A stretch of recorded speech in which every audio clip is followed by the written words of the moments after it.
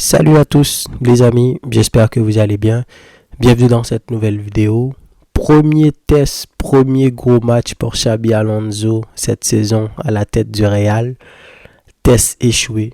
Défaite 5-2 face à l'Atlético de Madrid au Wanda Metropolitano. Un Real qui avait commencé la saison jusque-là avec un parcours sans faute. Comme je vous le disais, c'était bien pour Xabi Alonso qu'il commence avec des petites équipes comme ça. Petit à petit, il commençait à trouver un automatisme dans son équipe avec un Arda Güler, un Mbappé qui n'arrête pas de marquer, un Vinicius qui sort de temps en temps, mais la dernière fois, j'avais pas vu le match. Apparemment, il avait fait un très bon match. Donc, tout était prêt pour voir un Real face à l'Atlético. Et surtout, j'ai pas beaucoup vu l'Atlético cette saison. La dernière fois que je les ai vus, c'était contre Liverpool. Moi, j'ai trouvé que personnellement, c'était une très belle équipe. À mener 2-0 à Anfield. Ils sont revenus au score grâce à un doublé de Llorente, si je me souviens bien. Mais malheureusement, ils ont perdu 3-2. Donc, mais d'après ce que j'ai pu voir en Liga, c'était compliqué, notamment le dernier match qu'ils ont fait contre Rayo Vallecano, que j'ai pas vu, et Julian Alvarez qui avait marqué un triplé. Donc, j'avais hâte de voir ce match-là, un Simeone qui a fait beaucoup d'achats. Quand je passe à des Baena, Nico Gonzalez, comment il s'appelle l'attaquant, Raspadori, un truc comme ça. Donc, j'avais hâte de voir qu'est-ce qui allait se passer. Eh bien, la première chose, c'est qu'on a vu une équipe d'Atlético qui était venue avec une idée claire. Et c'est rare de voir les équipes de Simeone comme ça. Et j'ai vu ce commentaire-là passer partout sur Internet et je peux le comprendre. Dans ce genre de match-là, quand vous voyez un Atlético qui, dès le début du match, commence à presser le Real. On sait que l'Atlético, c'est une équipe qui met beaucoup d'intensité, surtout dans les derbies, que ce soit face au Real et face au Barça quand ils jouent, ils mettent beaucoup d'intensité. Mais c'est surtout une équipe, quand ils arrivent à marquer un but, ils se mettent à reculer. Et là, pendant ce match-là, je ne sais pas pourquoi, il y avait une volonté de battre le Real. Et dès le début du match, ils n'ont pas lâché. Ils ont marqué grâce à le Normand, si je pense, sur une tête, sur un centre venu vers la droite, à 1-0. Je m'attendais à voir l'Atlético replier parce que c'est la marque de fabrique de Simeone. Il commence à te mettre la pression pendant les 10-15 premières minutes. Et ensuite, il commence à reculer. Et ensuite, à ce moment-là, le Real, comme d'habitude, va commencer à prendre l'initiative du jeu. Mais ça n'a pas été le cas. Le Real qui a égalisé dans un premier temps avec Mbappé et ensuite dans un second temps avec Arda Güler. Mais à aucun moment, cette équipe de l'Atlético, ils ont laissé jouer le Real. Et ça te montre à quel point, comme je le disais, que Simeone, il a une équipe pour jouer. Il a une équipe pour jouer au ballon. Ce double pivot là avec Barrios et Koke, deux gars qui savent manier le ballon. Et là, vous avez vu la différence entre le milieu du Real et le milieu de l'Atlético.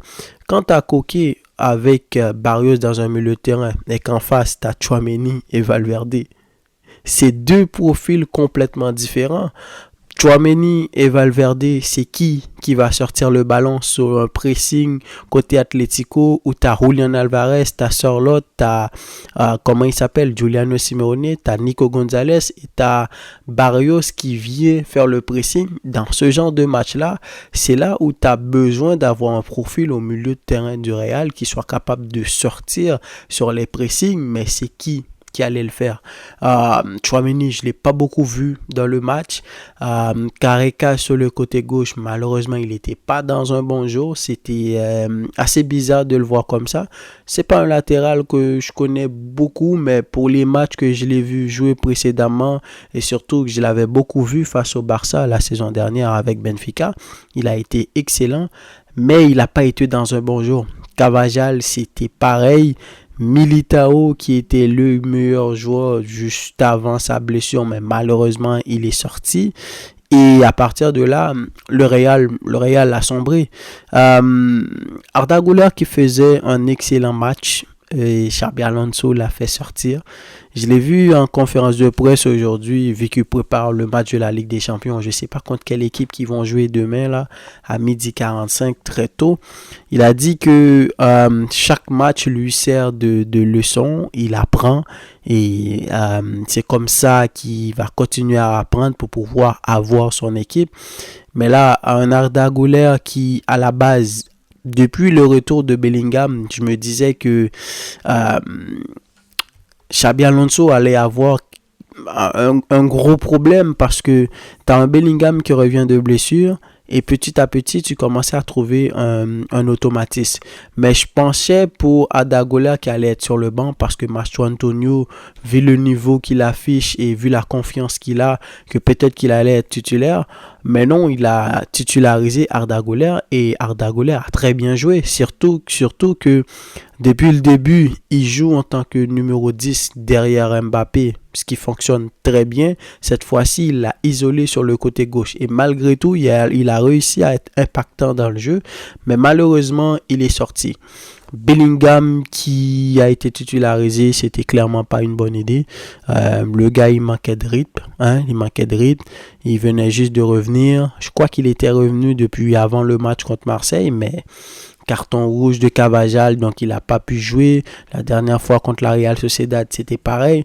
Donc c'est le dernier match contre Levante qu'il est monté, donc il n'était pas assez en jambes tout de suite pour être titularisé, mais Alonso a préféré le titulariser.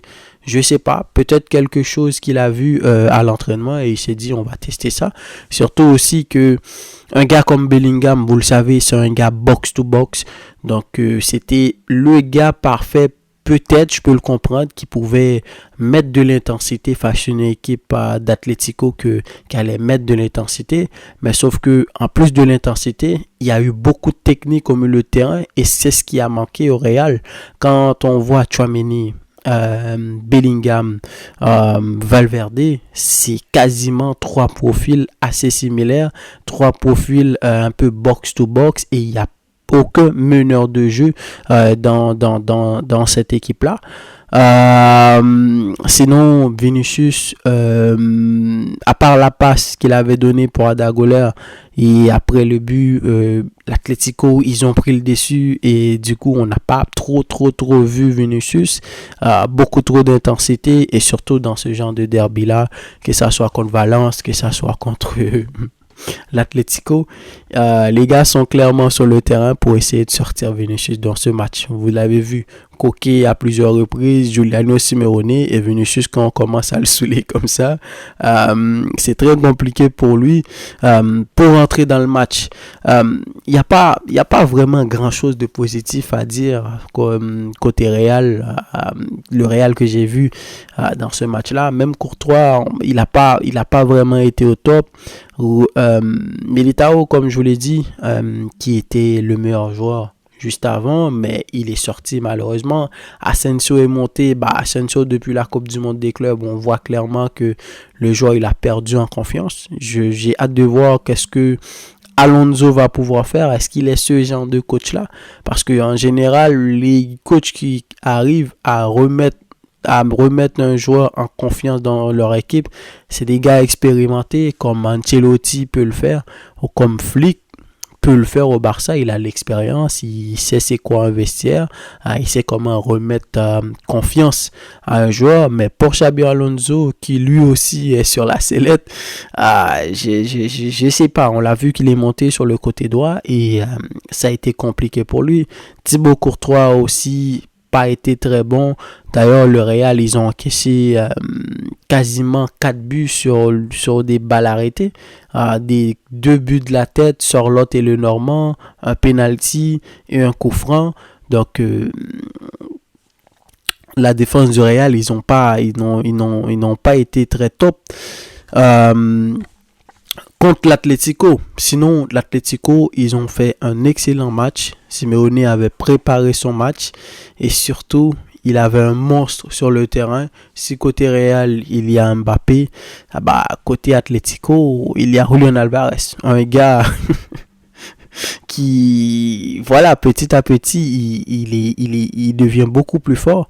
Les balles arrêtées maintenant, ça va être compliqué. Quand il y a un coup franc pour l'Atlético, Julian Alvarez, il peut le mettre. Son association avec Sorloth, à chaque fois que je le vois, je trouvais que ça marchait pas très bien, mais peut-être avec les nouveaux profils qu'il y a et surtout que Julian Alvarez, il a la capacité de jouer comme un Griezmann aussi. C'est un attaquant qui peut décrocher dans tous les compartiments de l'attaque, qui peut venir chercher des ballons, qui est dangereux partout et qui peut aussi combiner avec ses coéquipiers. Et vous l'avez vu, sur l'autre, il était plus là à mettre la pression sur la défense du Real et ça avait très bien fonctionné. Et Julian Alvarez autour, et Giuliano Simeone, etc. Franchement, bravo pour l'Atlético, bravo pour Simeone, parce qu'il a fait beaucoup d'achats, comme je vous l'ai dit. Je pense que c'est l'équipe en Espagne qui a acheté le plus de joueurs. Il a littéralement acheté une petite équipe. Lui, il a encore des gars qui sont pas encore venus.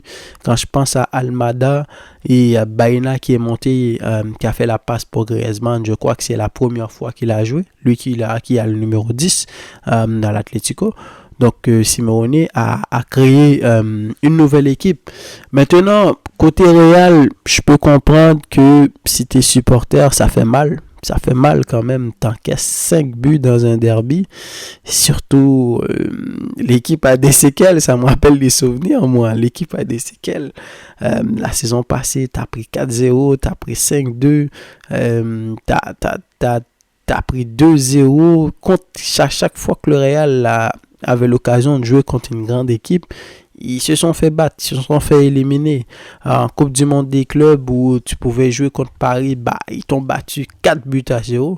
C'était un match, je dirais que je ne m'attendais pas à ce que le Real gagne, mais on voulait voir où en était le projet de Xabi Alonso. Et là, on a vu, il n'y a pas de différence, pas d'automatisme. Une équipe où tu ne savais pas comment ils allaient jouer. Si, peut-être que on le sait parce que les 2 buts que le Real a marqué, ça a été des buts de transition. Mais sauf que quand tu joues contre des équipes qui sont en place comme ça, les transitions, ça ne va pas marcher à tous les coups. C'est un avantage, mais quand des équipes comme l'Atlético ou contre le Barça, peut-être à certains moments, ça peut marcher contre Liverpool, Manchester City, c'est des équipes comme ça que tu vas affronter. Tu ne seras pas tout le temps capable de les prendre en transition. Une passe, 2 passes, un Mbappé qui est en forme, qui peut marquer, mais tu ne peux pas mettre toute ton équipe sur la responsabilité d'un Mbappé. Il y a besoin d'un collectif derrière et pour l'instant, c'est pas encore le cas. Et surtout que le Real, ils ont joué la Coupe du Monde des clubs. Ils sont revenus à l'entraînement très tard. Physiquement, c'est pareil comme l'équipe de l'année passée. Il n'y a pas d'intensité. Un Valverde qui est un peu perdu sur le terrain. Je me rappelle pas de quel joueur que j'avais parlé de ça. C'est peut-être ce qui est en train d'arriver à Valverde. Il dépanne beaucoup trop sur le terrain. Parfois il est ailier droit, parfois il joue latéral, parfois il joue demi-défensif, parfois il joue beaucoup plus haut. Il a beaucoup trop de postes, le Valverde. Maintenant il est perdu et surtout tu le mets à côté d'un Tchouaméni. Bonne chance pour sortir avec le ballon. Donc grosse défaite. Mais je pense il reste encore du temps. Il reste encore du temps à Xabi Alonso, même si, je dois vous l'avouer, avec les joueurs qu'il a présentement, s'il ne prend pas des décisions drastiques, je ne sais pas, à savoir si ça ne fonctionne pas avec un Valverde, peut-être commencer à mettre en confiance un gars comme Dani Ceballos. Pourquoi pas? Ceballos aurait fait beaucoup de bien au Real dans ce match-là, en face de Koké et de Barrios.